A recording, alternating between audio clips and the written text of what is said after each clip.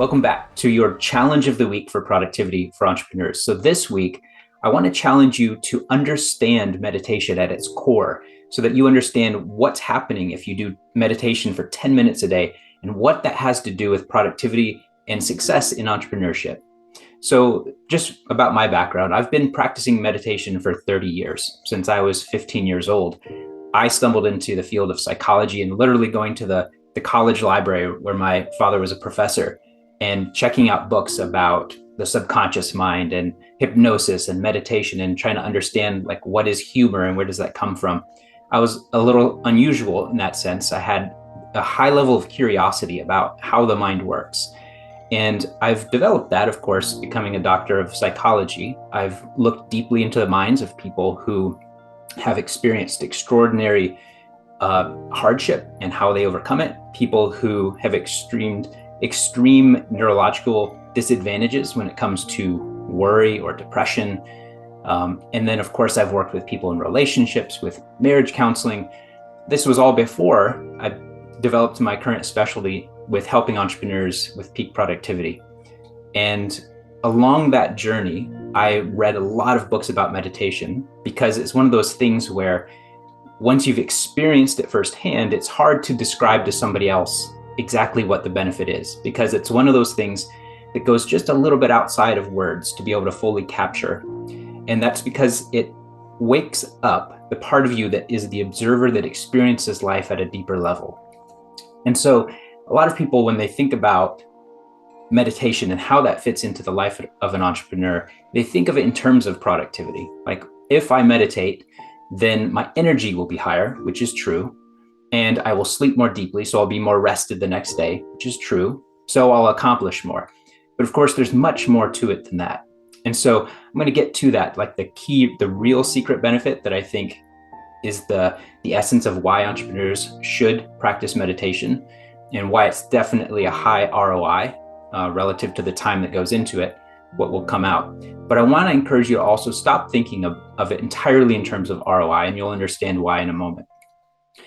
But first, let's just break down what meditation truly is. I want to make sure you understand how to actually do meditation, because there's all of these different methods. Some of them are based in traditions from ancient Eastern cultures. Some of them are more medical. Herbert Benson, sort of, here's how you lower your blood pressure with a very just simplistic strategy.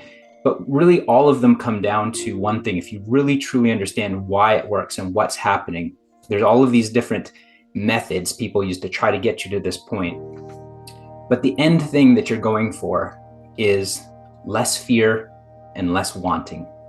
And that's really what it comes down to. If you want to practice for 10 minutes a day, exiting that process, that part of your mind that is constantly thinking about your goals, what you want, what's next, what you hope doesn't happen, replaying conversations from a week ago or 2 weeks ago, wondering if people took things the way you wanted them to take, if they understood your meaning or if they were judging you, hoping that at some point in the future, the things you're putting your efforts into will yield profit. All of those things that a part of your mind wants, it's like detaching from all of that. And so getting into meditation means you strengthen the observer, the part of you that is just watching, the part of you that is not trying to get somewhere else.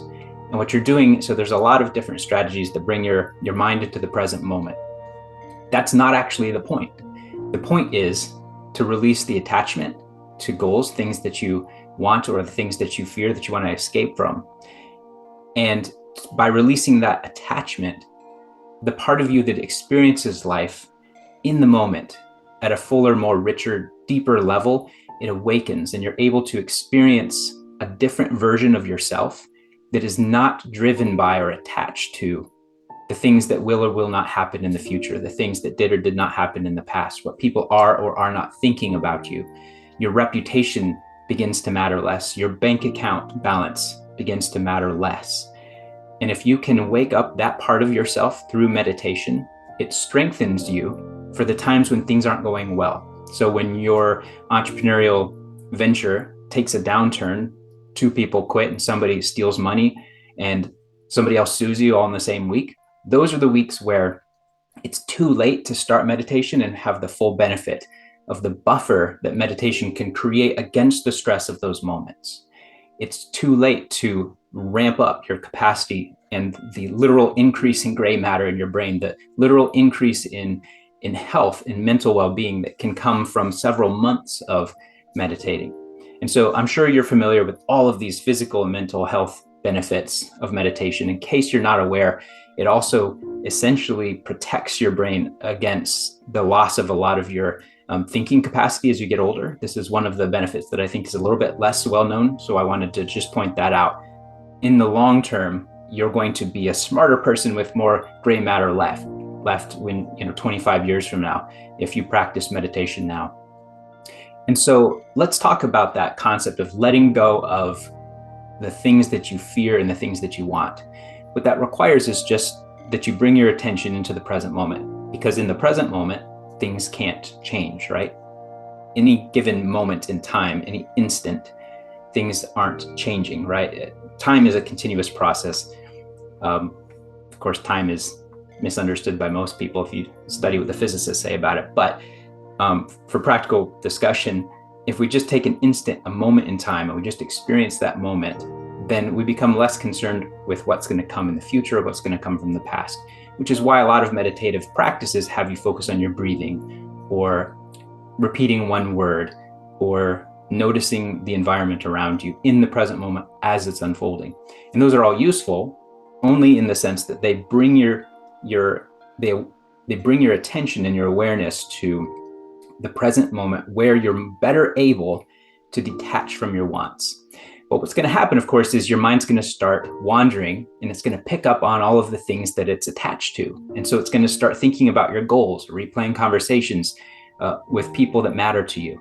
And when that happens, what you do is you just gently bring your mind back to the present moment and try to say, oh yeah, that's interesting. My mind wants that. The reason I'm thinking about that is because my mind wants this or fears that. Identify it and then just bring your attention back to the present again. And so what you're doing is you're strengthening the observer, the part that observes your own thoughts, including your own attachments. You don't have to become unattached to those things you want. You just have to strengthen the part of you that observes the aspect of your mind that is attached. And over time, that part of you that is the observer gets stronger. And that's essentially what meditation is. And so here's the real power to it, though.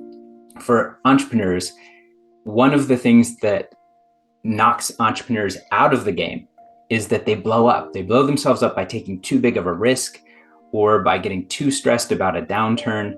And so ultimately, what we want is for, as Nick Peterson says, we want the players on your team, two of the most powerful players that we want to have on your team working for you instead of against you, are time and randomness, because those are inevitable things that just march forward. They will occur.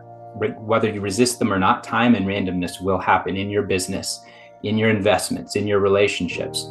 And so if you can get those things to work for you by having more of a far-sighted mentality to the way you approach entrepreneurship, then inevitably time passing, you're going to set things up such that time passing, even though there's going to be ups and downs, time passing allows you to get closer and closer to your goals, closer to the life that you want, closer to the outcomes that you've envisioned for yourself. And by building your systems in such a way that you are more farsighted and you're less vulnerable to the downside problems that come when random events happen, which they will, your business can thrive. And so we want time and randomness to happen. We want your business to be built in a way that it actually thrives because of time and randomness instead of getting destroyed by it. And for that to happen well, you need to be able to yourself internally, as the guiding force for your business, you need to be a person who can withstand those ups and downs that are inevitable. And so you're still there when a lot of other people have given up, quit, or struggled to maintain their own emotional wellness to be able to enjoy the entrepreneurial journey. So my challenge for you is to think about the results of entrepreneurship, which is less fear, less worry, more patience, more happiness. Those are things that keep you in the game because you're less reactive to the ups and downs that are, again, inevitable in the journey of entrepreneurship. So if I can just get you to practice 10 minutes a day, this is your challenge for the week, is just to accept this idea that there's a part of you that becomes stronger with meditation. It's the part of you that's more able to weather the ups and downs, and you become free to actually enjoy entrepreneurship as a game because you're less terrified of the days when things don't go well, and you're less dependent on everything working out the way you had thought it would the first time, which allows you to pass through the doors that open and quit hitting your head against the doors that won't open, which allows time and randomness to work for you and propel you towards the goals that ultimately matter to you the most. So your challenge is, just this week, try to take 10 minutes and think to yourself, okay, for 10 minutes, I'm not going to want anything and I'm not going to fear anything. And of course, your mind will start wanting and fearing anyway. But that part of you that observes that and laughs like you would laugh at the antics of a child, bring your thoughts back to the present moment, just experiencing the sounds or even just observing your thoughts in the present moment. That process will change you in a way that makes you a better entrepreneur, makes you ultimately more productive and more successful in all areas of your life. Hope you'll take me up on this challenge, and I'll see you again next week.